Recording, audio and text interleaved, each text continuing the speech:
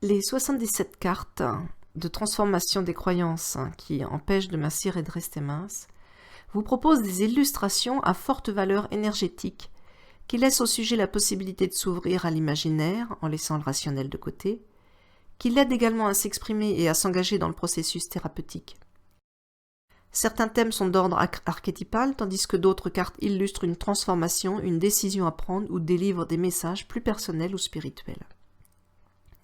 Les dessins sont réalisés par Mireille sous guidance, c'est-à-dire en état méditatif, en laissant toute la place à son intuition. Et ils offrent des lectures multiples. Chacun y verra les symboles qui conviennent à sa réflexion, et y revenir à plusieurs reprises livrera une interprétation qui évoluera en même temps que la personne avancera dans son parcours et dans sa réflexion. Je vous propose maintenant de découvrir l'une des cartes et la lecture qui en a été faite, sachant que chaque lecture appartient à la personne qui découvre la carte et le dessin. Je fais ce que je veux, je suis gourmand, je suis bon vivant, je fais ce que je ne veux pas arrêter de manger. Certaines personnes qui ont voulu mincir en arrivent à découvrir cela en elles. Ce sont des personnes qui sont en permanence à la recherche de plus de plaisir, qui ont besoin de manger pour reconnecter au plaisir, soit parce que leur vie manque peut-être de plaisir, soit parce que dans le passé, il y a eu des moments de repas, de partage de repas familiaux qui ont été des moments extraordinaires de bonheur, et qu'aujourd'hui ça leur manque dans leur vie. Lorsque ces personnes veulent mincir, ça n'est pas très facile. Elles surestiment leur volonté en pensant pouvoir réussir sans accepter l'idée de changer durablement leurs habitudes. C'est-à-dire qu'elles se mettent au régime pour une semaine ou 15 jours, 3 mois, avec l'idée qu'après, elles pourront reprendre toutes leurs habitudes antérieures. Mais évidemment, cela ne peut pas fonctionner. La solution, elle est ailleurs. La solution, c'est de transformer la recherche de plaisir quantitatif, c'est-à-dire les buffets à volonté, les gros plats de pâtes, etc., en recherche de plaisir qualitatif, en apprenant à goûter, en apprenant à sentir et à ressentir.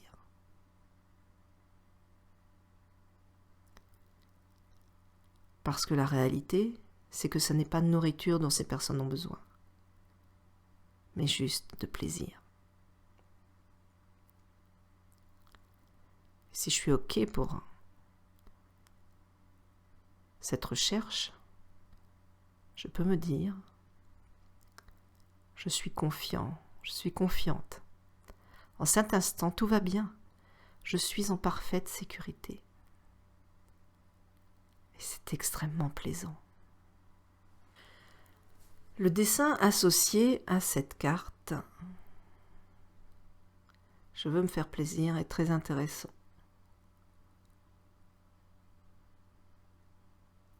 À moi de décider si je suis le personnage de gauche ou le personnage de droite.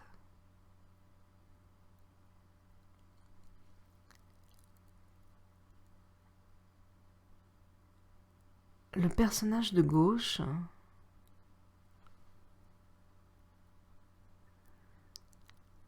serait une femme avec un beau visage, tranquille, serein,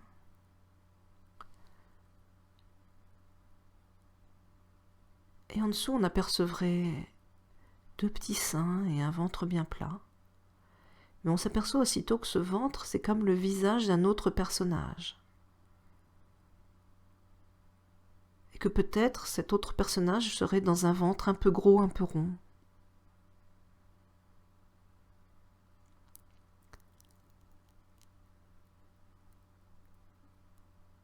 Si l'on remonte à nouveau, si on regarde derrière le coude de cette femme, on s'aperçoit qu'elle porte quelque chose sur ses épaules.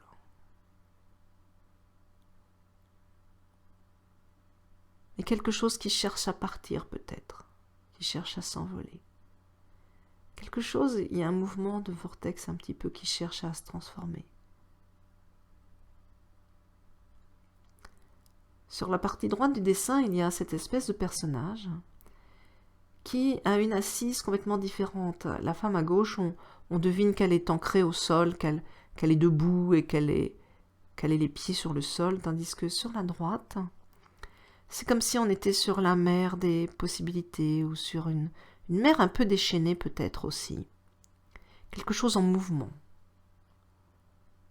Quelque chose en mouvement et puis comme une planche de surf pour ce personnage un peu curieux.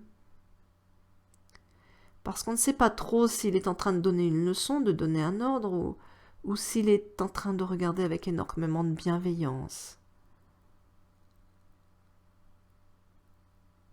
La femme sur la gauche. À gauche, le dessin est un peu hésitant. Le trait léger. À droite, le trait est assuré. Il est ferme. Lequel de ces deux personnages suis-je? Il y a aussi ce mouvement entre les deux.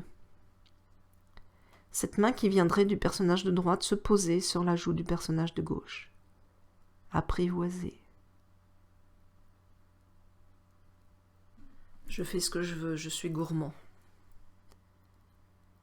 Je fais ce que je veux. Je suis gourmand. Lequel de ces deux personnages suis-je? De quoi ai-je vraiment besoin?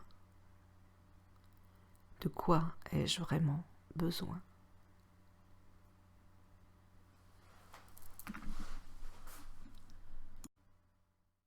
Le travail ne s'arrête pas là.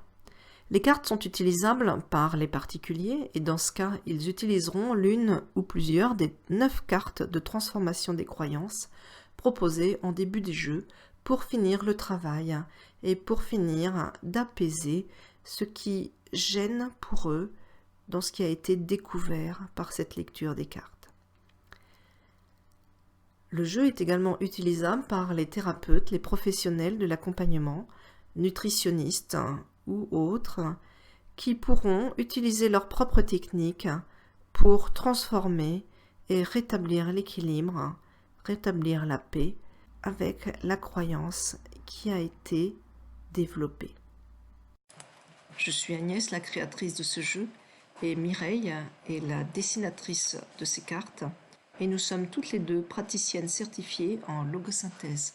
Si vous n'êtes pas accompagné par un professionnel, vous pouvez vous adresser à l'une de nous pour faire une séance de logosynthèse par Skype ou par Messenger, par visioconférence. Voilà, à très bientôt. Au revoir.